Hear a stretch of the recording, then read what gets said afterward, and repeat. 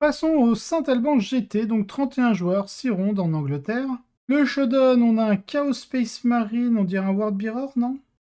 Chaos Space Marine, non, une création de Bill contre Drukhari. Alors regardons d'abord le Drukhari. C'est parti pour les fans de sport, sortez de la toile. Mascadon et sa force radicale, Cabal of the Cracked Sky viennent pour vous. Mascadon a amené avec lui les forces grotesques du Coven of 12 pour vous apporter la peur de la mort.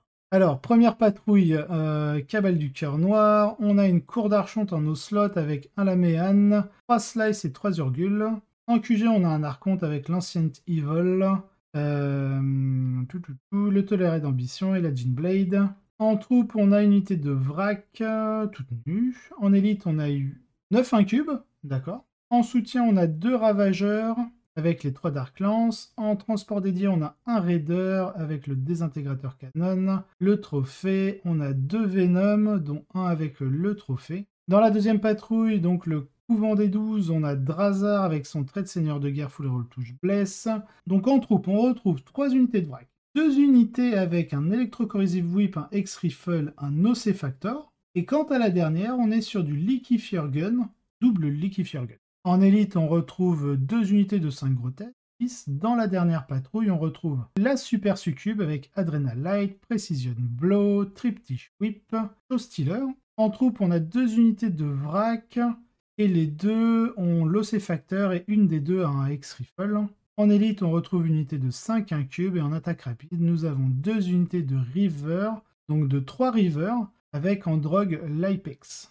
Du côté de Louis Fitzsimon avec ses Chaos Space Marine, alors on a une note. La liste a d'abord été téléchargée sans les éléments administratifs, seigneur de guerre, coût des points de commandement, etc.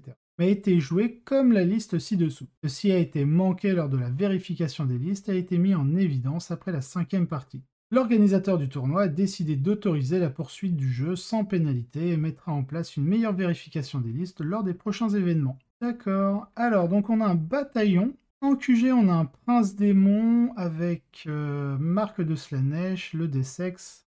On a un Lord Discordant avec le Flame of Spite, l'Intoxicating Elixir, la marque de Slanesh, un deuxième Lord Discordant avec Unholy Fortitude, Gorget of Eternal Hate et la marque de Slanesh. En troupe, on a 8 Accursed cultistes avec 3 Torment et 5 mutants. Ensuite, on a 10 cultistes, 2 unités ensuite de légionnaires avec les 2 en icône et marque de corne.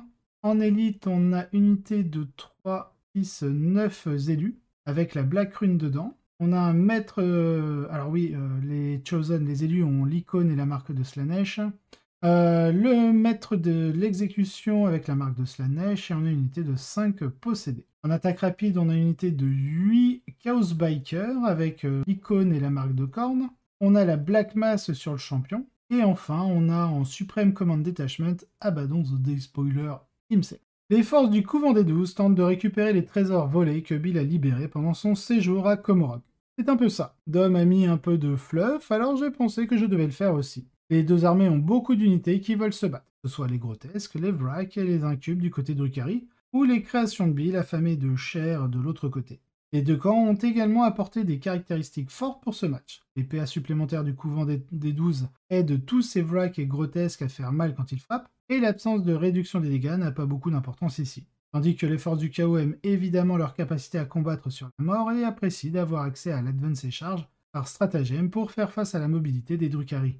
Le combat à mort change un peu le calcul pour les Drukhari. Dans cela, il semble que la menace d'une grosse unité d'incubes et ou de Drazar arrivant et mettant à terre les élus ou les motards sont vraiment difficiles à contourner. Une fois que les délinquants sont presque assurés de mourir en réponse, le camp du chaos peut être un peu plus musclé. Cela l'aide à mettre en position ces personnages incroyablement puissants, puis à lancer une folie meurtrière en milieu de partie.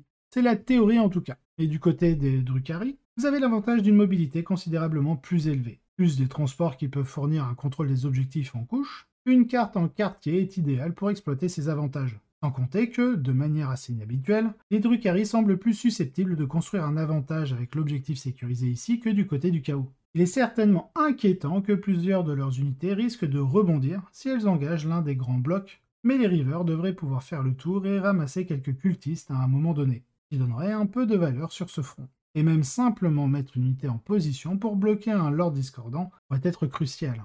En tant que KO, je pense que votre objectif ici est de forcer les Drukhari à hésiter trop longtemps pour faire face au gros bloc, et ensuite de traduire les personnages blessés de la liste, qui est difficile pour les Drukhari, en un élan insurmontable à partir de là. Si les Drukhari peuvent être maintenus sur la défensive, leur secondaire commence à être assez risqué, alors que Specimen for the Spider et The Long War sont tous deux excellents si le jeu se déroule de cette façon. Cela semble suffisant. Ajouté à tout le reste pour donner l'avantage au KO, qui a su en tirer parti pour remporter la victoire. Effectivement, on a une victoire 97 à 65, donc on a 32 points de différence. GG à Louis Fitzsimmons. Donc première place, création de build avec des héros Hammer.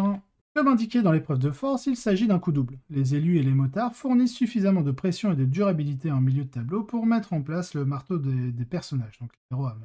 Puis le carnage commence. Il marque des points très efficacement tout en jouant exactement le jeu qu'il veut, et a assez de profondeur d'unité malgré tout le héros Hammer pour contester la table. La seule inquiétude que j'aurais à son sujet est qu'il semble qu'il se plie assez difficilement au harpie. Mais à part ça, il a l'air génial, et c'est une façon très amusante d'utiliser le livre du chaos. Bravo à lui.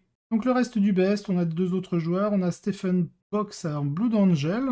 Après avoir créé le build de Centurion Blood Angel, Stephen est passé ici à une version plus large, avec 3 unités de Death Company et un Death Company Smash Captain pour rendre Fury difficile à arrêter, et beaucoup de Marines d'assaut pour couvrir l'espace à un prix avantageux. En troisième, on retrouve Polly Wallis en Drukhari, donc Drukhari Good Stuff, combinant Black Hearts, Artist of Flesh et le culte de la lame Cursed.